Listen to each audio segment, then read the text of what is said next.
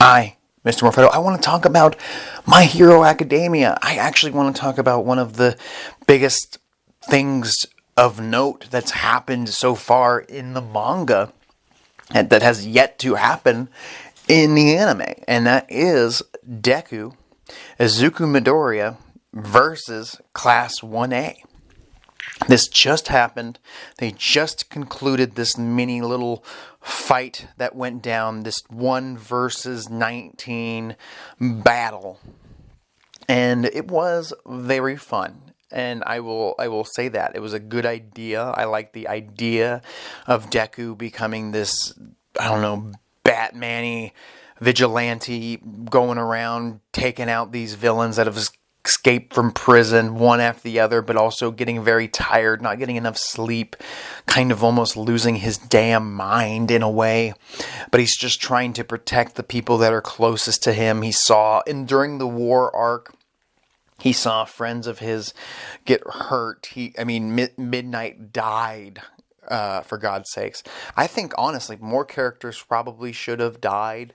Maybe someone a little more close to Deku, like Gran Torino, who is basically retired at this point and probably still in the hospital, and so it's still kind of like he died.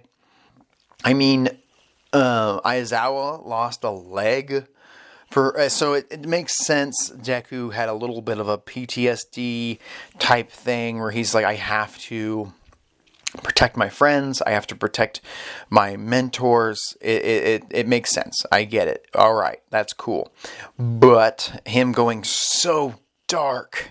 A lot of people died in the war. Not enough main characters, in my opinion. I think potentially one of the members of Class 1A should have died. I think that was an epic moment for that to happen.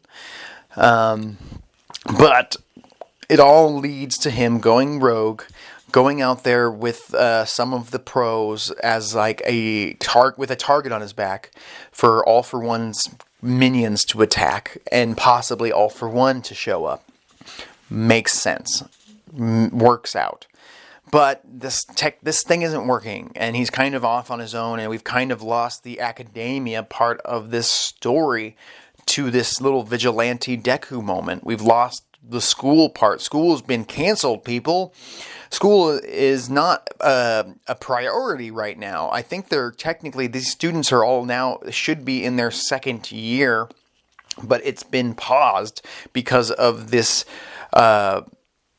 war that's happening with the villains, and the people are no longer trusting the heroes thanks to Dabi's big reveal with Hawks killing twice, and all this crazy shit, and Endeavor not really being trusted by the people. Our number one hero is obviously not going to be voted number one next year, or whenever they decide to show us the pro hero rankings again. I would be shocked if Endeavors is on that list in any way, shape, or form, unless he finds a way to make up for his past sins, which I think will be almost impossible.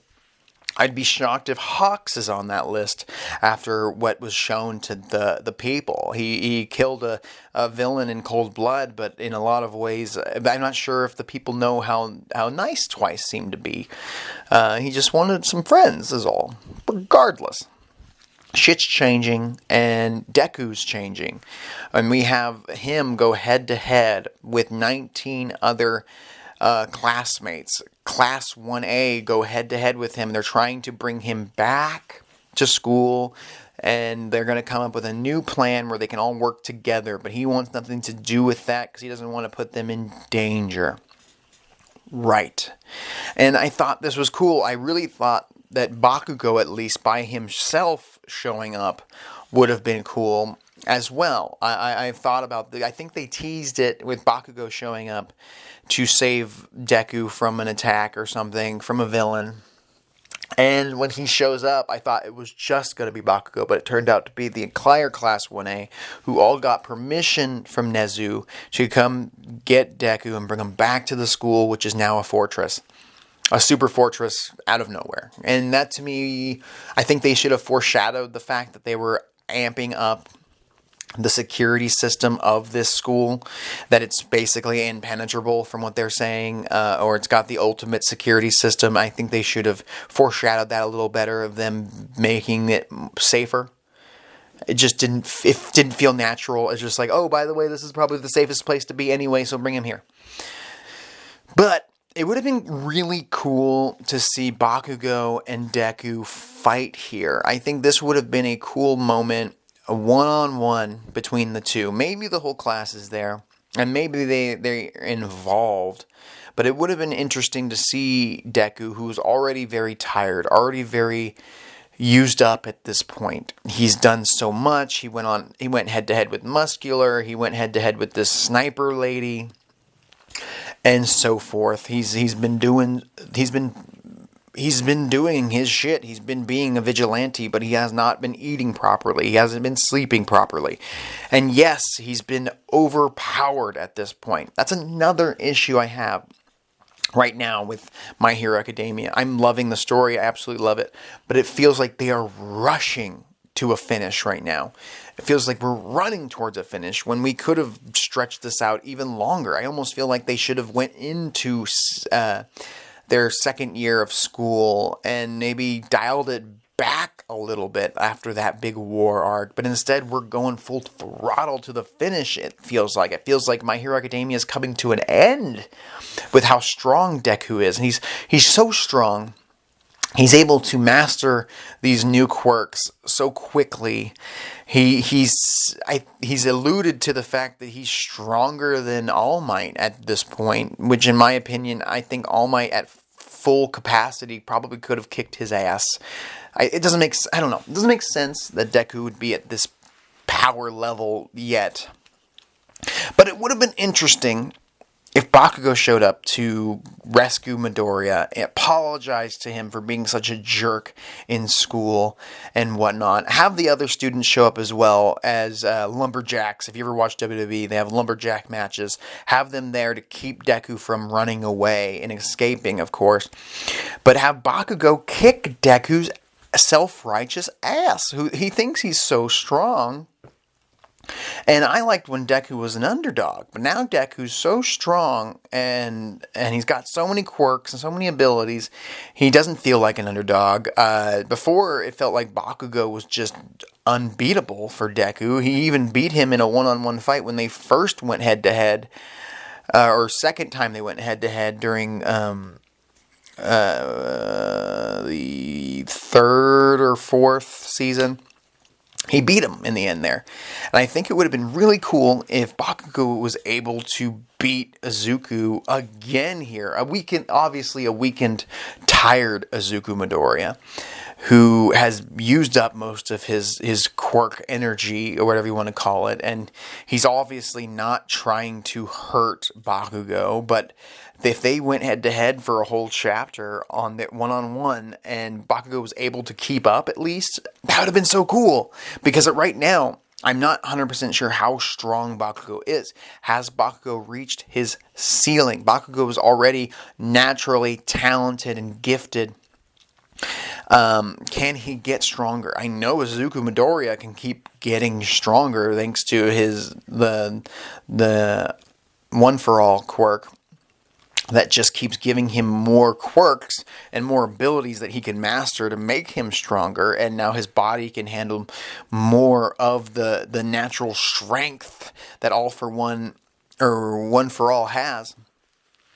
And it feels like Deku needs to dial it back a bit. I feel like we're still more story to tell. They could stretch this out even further.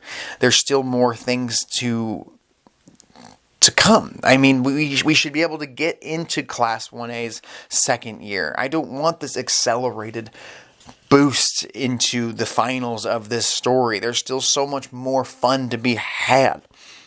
Another thing that came up to me was, okay, it also would have been cool to see this fight play out another way. You have Class 1A, you have Yuga Aoyama, Mina Ashido, Suyu, Invisible Girl, Tenya Ida, Jiro, Denki, Kirishima, Koda, Mineta, Ojiro, Sato, Sero, Shoji, Todoroki, Fumikage, Uraraka, and Yaoyorozu, what if they all had a major one-on-one moment with Midoriya? What if Denki, the electrical... He's got a crazy quirk that's very powerful if trained the proper way. Went head-to-head with Midoriya and were able, as a unit, to tie him. They did basically beat him in a way, but they really just talked him into, hey, we love you, come with us, please. But what if they had to literally kick his ass and show him you are not invincible? If the right combination of quirks come at you, you will lose. And All for One is a crazy combination of quirks. Right now, he's got a squad of people going on for him. Could someone like Dabi, beat Izuku on his own? Dabi's pretty dope. He's pretty strong. There's a few members of the villains that I think that should be strong, because if they have to compete with someone like Izuku, we need some challenges here. And Izuku's becoming so powerful, especially after he gets some rest. I can only imagine how strong he's become at this point. And I want to see him be taken down a peg by someone like Bakugo or Todoroki or even Fumikage, or even Ida. Just come in and whip his ass and show him that there's still so much more to learn. Another person that could have shown up and kicked his ass would have been Mirio. Lemillion, spoiler alert, has his powers back, baby. Would have been cool because he just made his big epic return. In my opinion, not in a cool... I think he should have beaten a major villain and not just show up to show up during the war. It would have been cool for him to not make his return during the war, but make his hero return here, challenging Izuku Midoriya, maybe along with Class 1A. But you have Mirio make his return at this moment, make it even more epic. And you have Midoriya talking all high and mighty that none of them can handle him because he's just so powerful. He's the only one that can take on the villains at this point. They need to just stay back or just rescue people, let him handle the major fights. Wrongo. I think it would have been cool to see Mirio still be more skilled than Izuku after 6 months of not having his quirk, still being able to take him down. Mirio, who can just phase through things, finds a way to tie him down on his own. Or maybe just the big three in general take him out. Showing Izuku that with the right combination of 3 good quirks or 1 good, really powerful, somebody like Mirio, who's perfected his fighting style, can take him out. And if he can do that, so can the villains. That's why they need to work together. I don't want this to just be Izuku's story, and it's kind of been that for a minute. And that's fine. He's the MC. He's the main character of this amazing manga, this amazing anime. But he needs to be taken down a peg.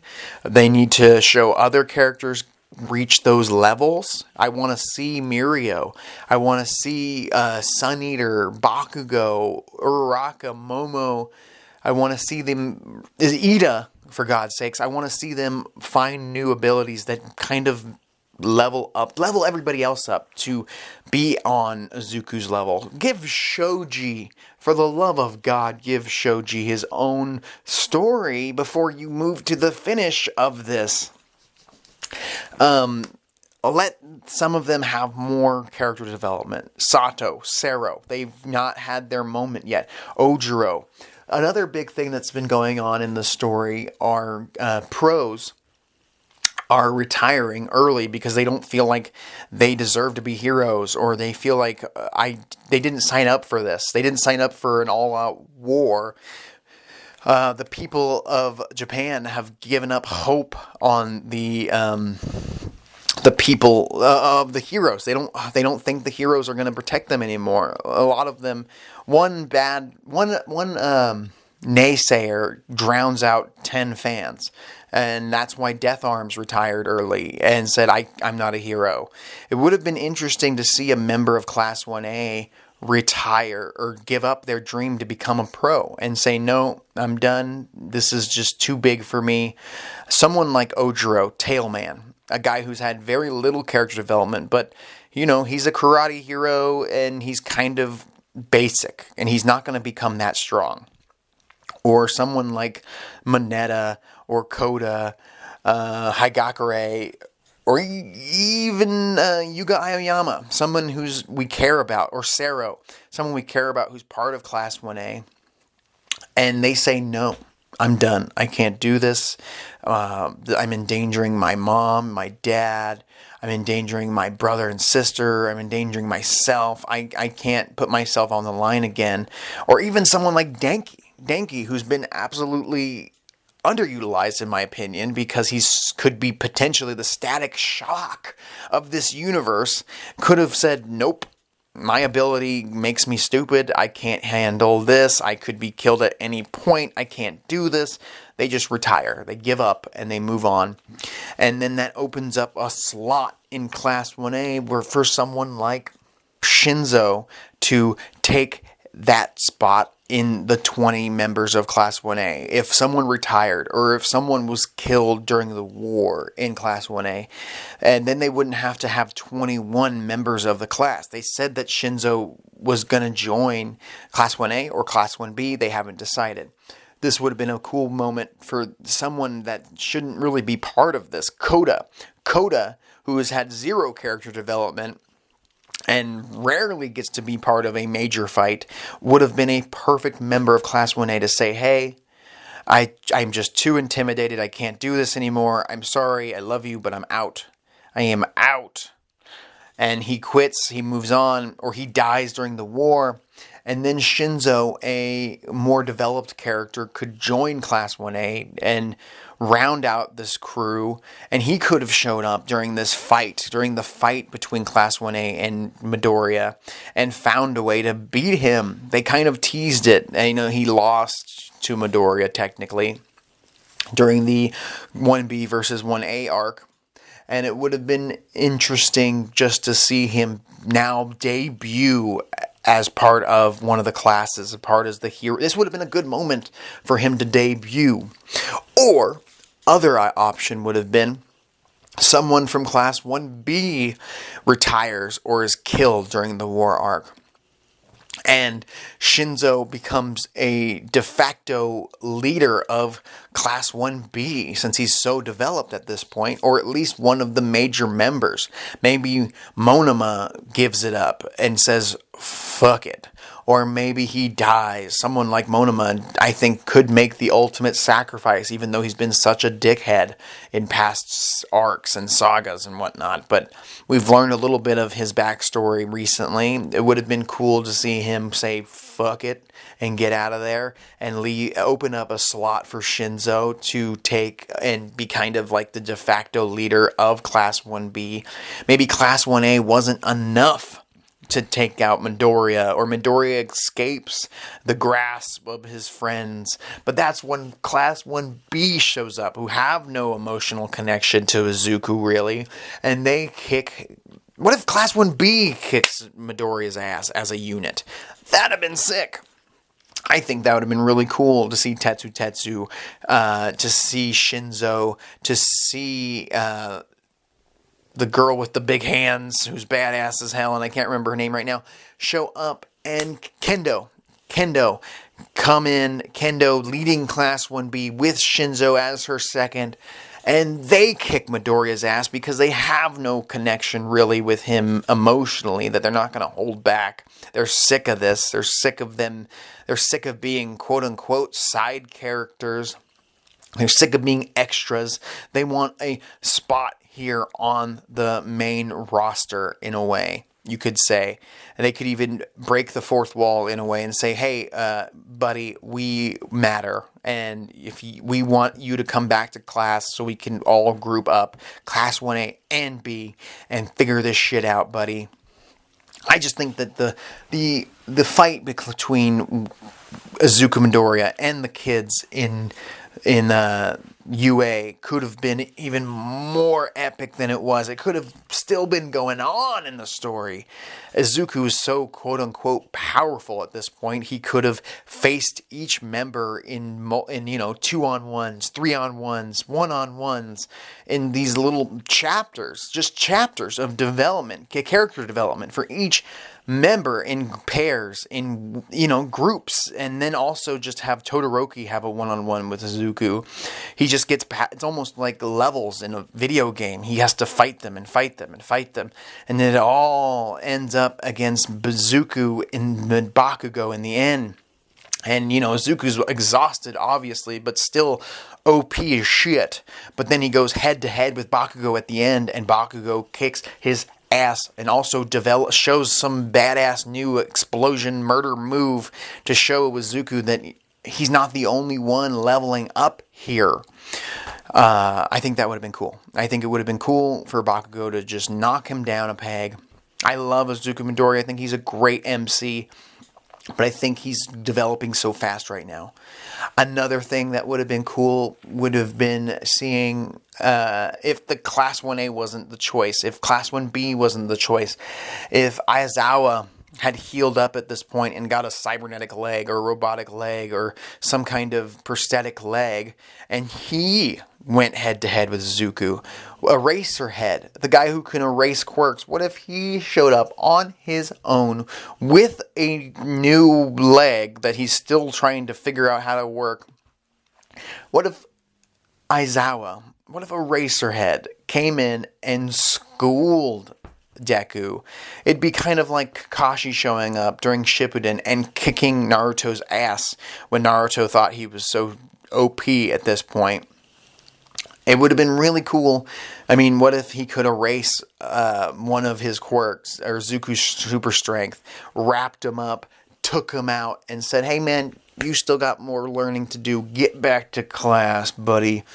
If it couldn't been Aizawa, who should probably still be in the hospital or in therapy right now after what happened to him, All Might or Endeavor could have made a big appearance here. What if Endeavor went one-on-one with Deku, kicked his ass, and showed him how much he's got to learn? I just think that there should have been a moment where Izuku was like, oh yeah, I'm still technically a first-year student, and maybe losing to Mirio would have been the right choice, but maybe losing to Endeavor would have been cool.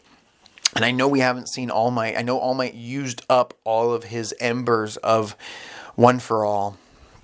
But it would have been something if All Might, who was trying to get to this kid mentally, went super buff mode just for a second or two, 5 seconds, and punched Izuku right in the cheek, in the mouth, kind of like when Izuku punched All Might during the final exams arc. When Deku and Bakugo went head to head with All Might in their final exam or whatever have you, the end of season 2, I believe.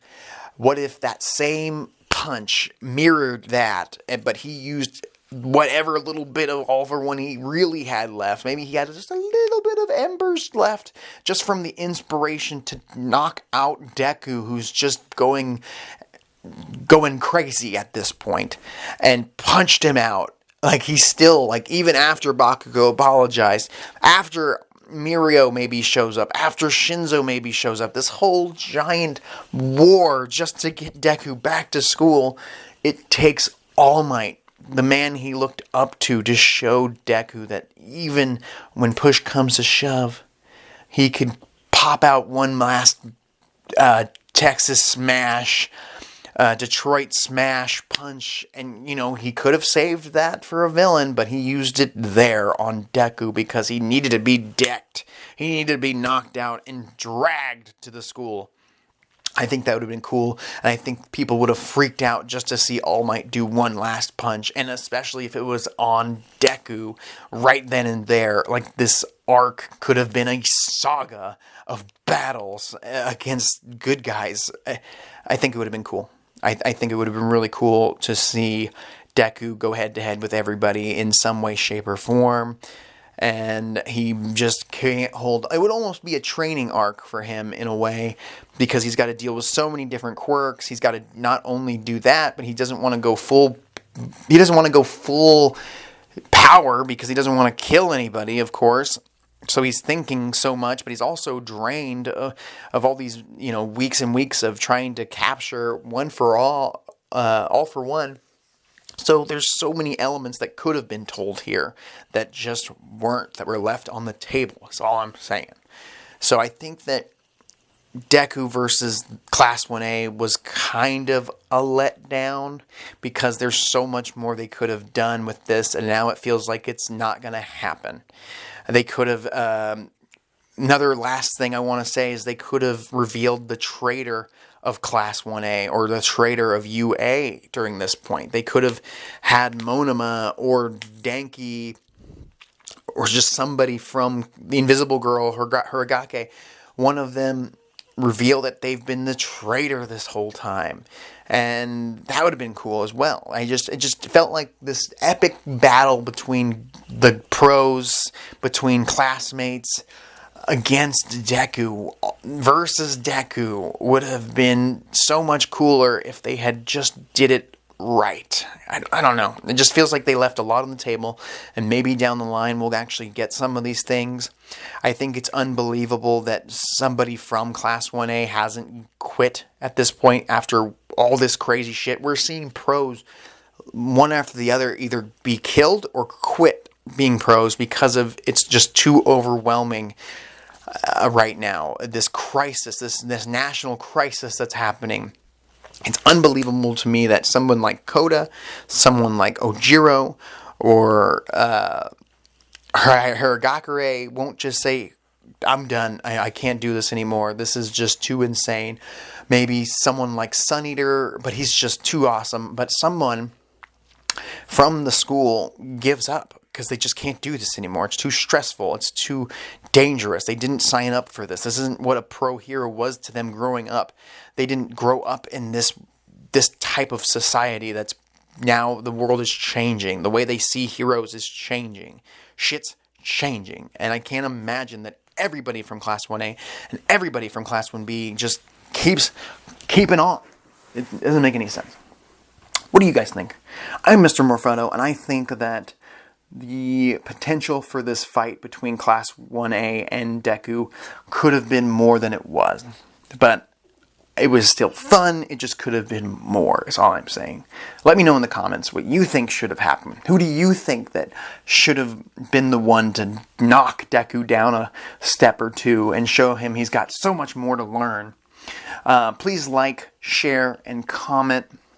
Subscribe to the Mr. Morphetto page. I'll talk to you later.